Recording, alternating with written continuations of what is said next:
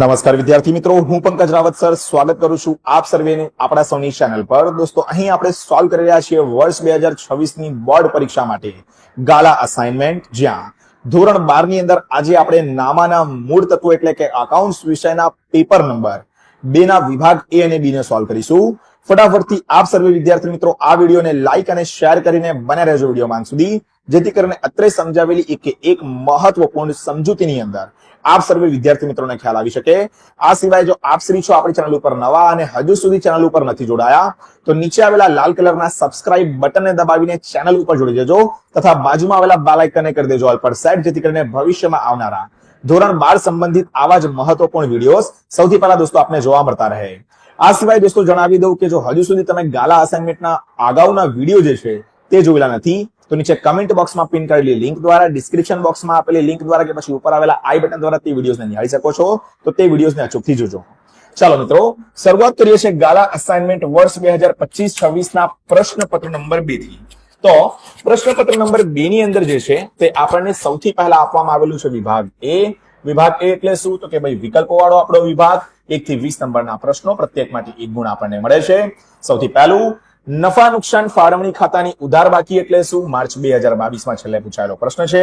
તો કે ભાઈ હંમેશા યાદ રાખીશું, નફા નુકસાન ફાળવણી ખાતાની ઉધાર બાકી જે છે તેને વહેંચણી પાત્ર ખોટ કહેવાય. એટલે વિકલ્પ નંબર D આપણે આવશે અહીંયા દોસ્તો સાચો જવાબ.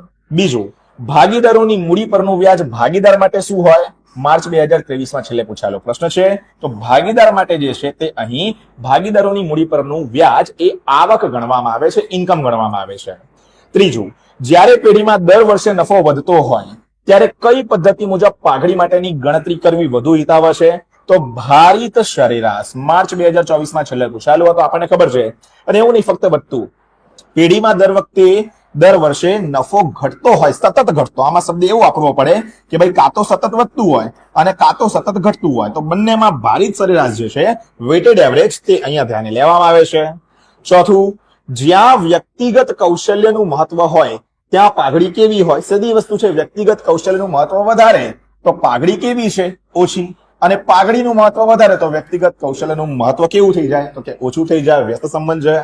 પાંચમું, પુનર્મૂલ્યાંકન ખાતાનો નફો કે નુકસાન કયા પ્રમાણમાં ભાગીદારો વચ્ચે વહેંચવામાં આવે છે? જુલાઈ 23 માં છેલ્લે પ્રશ્ન પૂછાયો હતો. તો કે ભાઈ વિકલ્પ નંબર D આવશે, જૂના નફા નુકસાનના પ્રમાણની અંદર. છઠ્ઠું, ભાગીદારી પેઢીમાં પુનર્ગઠન વખતે રોકાણો ખાલી જગ્યા પુનર્મૂલ્યાંકન બાદના પાકા સરવૈયામાં દર્શાવવામાં આવે છે. તો કે ભાઈ બજાર કિંમતે, એટલે વિકલ્પ નંબર C જે છે દોસ્તો તે અહીંયા આપણો આવી જશે સાચો જવાબ. સાતમું છે કે ભાઈ હિસાબી ક્યારે ધોરણ 26 મુજબ ખાલી જગ્યા પાઘડી ચોપડે દર્શાવી શકાય નહીં?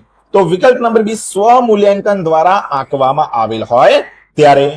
ચલો, આઠમા વિકલ્પની વાત કરીએ. નવા ભાગીદારને ચાલુ ભાગીદારી પેઢીમાં કઈ રીતે પ્રવેશ આપી શકાય? તો વિકલ્પ નંબર C સાચો જવાબ આવે કે ભાઈ કરારમાં નવા ભાગીદારના પ્રવેશ અંગે જોગવાઈ હોય તો તેને અનુસરીને જે છે તે નવા ભાગીદારને ચાલુ ભાગીદારી પેઢીમાં પ્રવેશ જે છે તે આપણે આપી શકીએ છીએ. 10મા વિકલ્પની દોસ્તો વાત કરીએ, 9મા વિકલ્પની, તો કે ભાઈ જ્યારે ફક્ત નફા નુકસાનનું જૂનું પ્રમાણ જ આપેલ હોય ત્યારે ભાગીદારોના લાભનું પ્રમાણ બરાબર. તો કે વિકલ્પ નંબર B જૂનું પ્રમાણ. માર્ચ 22 અને જુલાઈ 23 માં છેલ્લે પૂછાયેલો દોસ્તો અહીંયા જે છે તે આ પ્રશ્ન છે. 10મું, ભાગીદારી પેઢીનું વિસર્જન કેટલી રીતે થઈ શકે? માર્ચ 22, માર્ચ 24 માં છેલ્લે પૂછાયો હતો. તો ભાગીદારી પેઢીનું વિસર્જન જે છે તે 2 રીતે થઈ શકે, બરોબર. એક ટ્રિબ્યુનલ દ્વારા, બરોબર, અને એક વગર ટ્રિબ્યુનલ એટલે કે સ્વૈચ્છિક, મરજિયાત પણ જેને આપણે કહીએ છીએ. 11, પેઢીના વિસર્જન સમયે સામાન્ય અનામત ખાતાની બાકી કયા ખાતે લઈ જવામાં આવે? તો કે ભાઈ ભાગીદારોના મૂડી ખાતે. વિકલ્પ નંબર D આવી જશે આપણો સાચો જવાબ. પછી 12મું, ભારતમાં SEBI security exchange board of ઇન્ડિયાની સ્થાપના કયા વર્ષમાં થઈ? માર્ચ 22 માં પૂછાયેલો પ્રશ્ન છે. તો કે 1991 ની અંદર જે છે તે સેબીની સ્થાપના થઈ હતી. 13મું, શેર જપ્ત થાય ત્યારે જપ્ત થયેલ શેર પર મંગાવેલી કુલ રકમ ખાલી જગ્યા કરવામાં આવે છે. જુલાઈ 23 માં છેલ્લે પૂછાયેલો પ્રશ્ન હતો કે ભાઈ શેર મૂડી ખાતે રકમ જે છે તે અહીંયા ઉધાર કરવામાં આવે છે. ત્યારબાદ દોસ્તો 14મા નંબરના પ્રશ્નની વાત કરીએ. ડિબેન્ચર પ્રીમિયમથી બહાર પાડતા મળેલ પ્રીમિયમની રકમ ખાલી જગ્યા છે. જુલાઈ 23, માર્ચ 24 માં પૂછાયેલો પ્રશ્ન છે. તો કે ભાઈ આ જે છે તે મૂડી નફો છે આપણો. કયો નફો? મૂડી નફો. 15, નીચેનામાંથી કયું વિશ્લેષણ સમયના આધારે વર્ગીકરણ દર્શાવે છે? તો કે લાંબા ગાળાનું જે વિશ્લેષણ છે તે સમયના આધારે વર્ગીકરણ દર્શાવે છે. 16મું બહુ ખાસ, એક કંપનીના પાછલા વર્ષની વેચાણની ઉપજ 8 લાખ છે તેમાં ચાલુ વર્ષે 12.5% વધારો થયો હોય તો ચાલુ વર્ષની વેચાણની ઉપજ કેટલી હશે? સમજો ધ્યાનથી. અહીંયા શું કીધું છે આપણને કે ભાઈ 8 લાખ વેચાણની ઉપજ છે. ગઈ વખતે આપણે પ્રશ્નપત્ર નંબર 1 માં કર્યું ત્યાં ખર્ચની વાત હતી, આમાં ઉપજની વાત છે. ચાલુ વર્ષે વધારો કેટલો? તો કે 12.5%. પેલામાં શું કર્યું? જે પણ આપણને વિકલ્પો આપેલા હોય, શું કહું છું, જે પણ આપણને વિકલ્પો આપેલા હોય એની અંદર આપેલી ટકાવારીને આપણે શું કરતા હતા? પ્લસ કરતા હતા. કેમ? પેલામાં ખર્ચ હતો, પણ આમાં ઉપજની વાત કરી છે, આવકની વાત કરી છે. મતલબ આ વખતે જે છે તે આપણે ઊંધું કરવું પડશે. આપણી જે 8 લાખ રકમ આપેલી છે તેમાંથી, બરોબર, ચલો કેલ્ક્યુલેટરમાં આપણે આને કરીને બતાવીએ તો તમને વધારે સારી રીતે જે છે તે અહીંયા ખબર પડશે.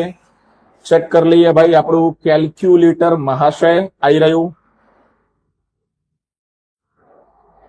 ઓકે, શું આપ્યું હતું આપણને રકમમાં? તો કે 8 લાખ રૂપિયા. ચલો લખી દઈએ 8 લાખ.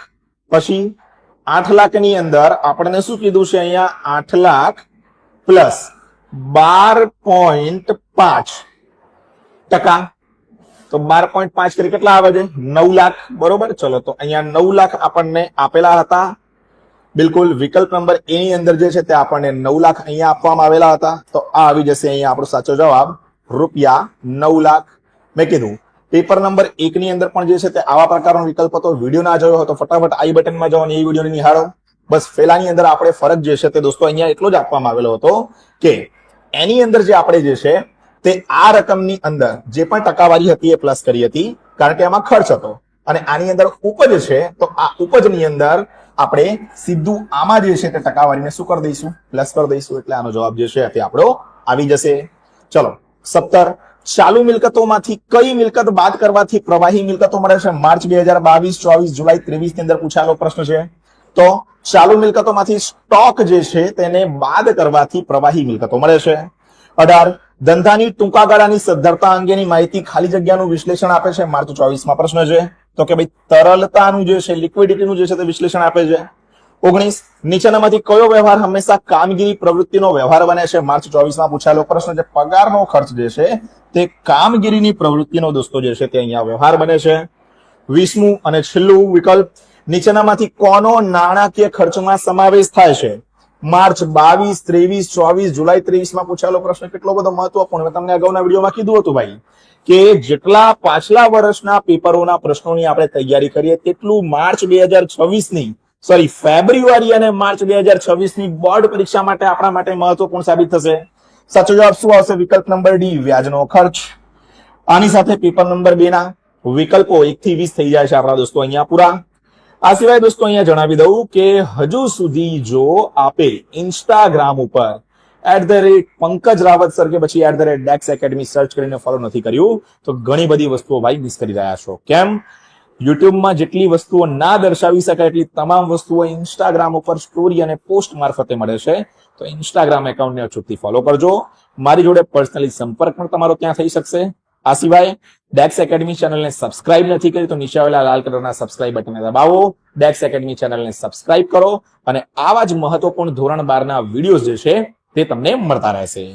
ચાલો મિત્રો, હવે વાત કરીએ આપણે વિભાગ બી ની. વિભાગ બી એટલે શું? તો કે ભાઈ 21 થી 30 નંબરના પ્રશ્નો અને પ્રત્યેક માટે આપણને કેટલા ગુણ મળે છે? તો કે ભાઈ પ્રત્યેક માટે આપણને મળે છે અહીંયા 1 ગુણ. ચાલો સૌથી પહેલા 21મા નંબરનો આપણને દોસ્તો પ્રશ્ન અહીંયા કહેવામાં આવેલો છે, મૂડીકૃત નફો એટલે શું? શું પ્રશ્ન પૂછ્યો છે આપણને? મૂડીકૃત નફો એટલે શું? તો લખીશું મૂડીકૃત નફો એટલે અપેક્ષિત વળતરના દરના આધારે સરેરાશ નફાની મૂડીકૃત કિંમત. 22, ભાગીદારી પેઢીનું પુનર્ગઠન એટલે શું? માર્ચ 22, જુલાઈ 23 માં પૂછાયેલો પ્રશ્ન. તો કે ભાઈ ભાગીદારી પેઢીનું પુનર્ગઠન એટલે જુદા જુદા કારણસર ભાગીદારીમાં થતો અથવા ભાગીદારો વચ્ચે થતો ફેરફાર. 23, સક્રિય ભાગીદારે શા માટે નિવૃત્તિ અંગેની જાહેર નોટિસ આપવી ફરજિયાત છે? તો કારણ કે જો તે નોટિસ ન આપે તો પેઢીની પ્રવૃત્તિઓ દ્વારા ઉપસ્થિત થતી ત્રાહિત પક્ષ પ્રત્યેની જવાબદારી પ્રત્યે જવાબદાર તે બને છે. 24, જુલાઈ 23 ની અંદર પૂછાયેલો પ્રશ્ન છે, ભાગીદારી પેઢીનું વિસર્જન એટલે શું? તો કે ભાઈ કાયદાકીય દ્રષ્ટિએ પેઢીનું અસ્તિત્વ કાયમ માટે મટી જાય ત્યારે ભાગીદારી પેઢીનું વિસર્જન થયું કહેવાય. 25મા નંબરનો પ્રશ્ન, પેઢીના વિસર્જન સમયે અગાઉ માંડી વાળેલ ઘાલખાદ પરત મળે ત્યારે તેની નોંધ ક્યાં થાય છે? તો કે ભાઈ પેઢીના વિસર્જન સમયે અગાઉ માંડી વાળેલ ગાલખાદ પરત મળે તો તે માલ મિલકત નિકાલ ખાતે શું થાય છે ભાઈ? તો કે ભાઈ અહીંયા જમા કરવામાં આવે છે. ત્યારબાદ 26 નંબરનો પ્રશ્ન જુલાઈ 23 માં પૂછાયેલો છે. ડિબેન્ચર હોલ્ડર કોને કહેવાય? શેર હોલ્ડર તો ખબર છે આપણને. ડિબેન્ચર હોલ્ડર કોણ છે? જે લોકો કંપનીને નાણાં આપી ડિબેન્ચર મેળવી અથવા બજારમાંથી ડિબેન્ચર ખરીદે તેઓ શું કહેવાય સામાન્ય ભાષામાં? Debenture holder. બસ શેરની જગ્યાએ શું આવી ગયું? ડિબેન્ચર. 27 વ્યાજ આવરણ ગુણોત્તર શું દર્શાવે છે? જુલાઈ 23 અને માર્ચ 24 માં પૂછાયેલો પ્રશ્ન છે. વ્યાજ અને વેરા પહેલાના નફા અને લાંબા ગાળાના દેવા વચ્ચેનો સંબંધ જે છે તે વ્યાજ આવરણ ગુણોત્તર અહીંયા દોસ્તો દર્શાવે છે. 26 નંબરના પ્રશ્નમાં આપણને શું કીધું? સ્ટોકમાં ફેરફાર ઋણ હોય તો વેચેલ માલની પડતરમાં ઉમેરાય કે પછી બાદ થાય? તો યાદ રાખીશું અહીંયા સ્ટોકમાં ફેરફાર ઋણ હોય તો વેચેલ માલની પડતરમાંથી શું થાય ભાઈ? બાદ થાય, ઓછા થાય. માર્ચ 24 ની અંદર જે છે તે અહીંયા પૂછાયેલો આ પ્રશ્ન છે. ત્યારબાદ છે દોસ્તો 29 રોકડ પ્રવાહ પત્રક એટલે શું? માર્ચ 2024 માં છેલ્લે પૂછાયેલો પ્રશ્ન છે. વર્ષ દરમિયાન રોકડની આવક અને જાવક કેટલી થઈ અને તેના પરિણામે રોકડ અને રોકડ સમકક્ષની સિલક દર્શાવતું પત્રક એટલે શું ભાઈ? આપણું રોકડ પ્રવાહ પત્રક. 30 રોકાણની પ્રવૃત્તિઓ એટલે શું? માર્ચ 22 માં પૂછાયેલો પ્રશ્ન છે. રોકાણની પ્રવૃત્તિ એટલે લાંબા ગાળાની મિલકતો અને અન્ય રોકાણોનું ખરીદ વેચાણ જેમાં રોકડ અને રોકડ સમકક્ષનો સમાવેશ થતો નથી. આની સાથે ગાલા અસાઇનમેન્ટ નામાના મૂળ તત્વો એટલે કે અકાઉન્ટ્સ વિષયના પેપર નંબર 2 ના વિભાગ એ અને વિભાગ બી દોસ્તો થાય છે પૂર્ણ. આ સિવાય જણાવી દઉં આપણા ટ્યુશન ક્લાસીસ ડેક્સ એકેડમીની અંદર 50% ફી માફી ચાલી રહી છે દ્વિતીય સત્ર ઉપર. તો હજુ સુધી અકાઉન્ટ સ્ટેટની અંદર ટ્યુશન રખાઈ લીધું હોય અથવા રખાયું હોય અને ખબર ના પડતી હોય કે રખાયું જ ના હોય તો 50% ફી માફી આપણે આપેલ છે. આપેલા નંબર ઉપર ફટાફટ જે છે તે સંપર્ક કરો અને તમારી સીટ આજે જ કન્ફર્મ કરાવો. ભલે પછી તમે ધોરણ 11-12 ઇંગ્લિશ મીડિયમમાં હોય કોમર્સમાં કે ધોરણ 11-12 ગુજરાતી મીડિયમ કોમર્સમાં હોય, ડેક્સ એકેડમી હંમેશા તમારા માટે જે છે તે સાથે છે. તો હાલ આજના વિડીયોમાં દોસ્તો આટલું જ રાખીએ છીએ. વિડીયો પસંદ આવ્યો હોય તો વિડીયોને લાઈક અચૂકથી કરજો. તમારા જે પણ બેનપણી છે, બેનપણા છે, ટ્યુશનના છે, સ્કૂલના છે અથવા ક્યાંયના પણ છે એમની જોડે આ વિડીયોને શેર કરો જો તેઓ પણ ધોરણ 12 ની અંદર છે તો. બાકી તમારા અભિપ્રાયો નીચે કમેન્ટ બોક્સમાં જણાવો. વિડીયોને લાઈક કરવાનું બિલકુલ પણ ના ભૂલતા. મળીએ છીએ જલ્દી જ એક નવા વિડીયોમાં આવા જ કેટલાક મહત્વપૂર્ણ ગાલા 2024 ના સોલ્યુશનની સાથે. ત્યાર સુધી થેન્ક યુ સો મચ. જય હિન્દ, વંદે માતરમ.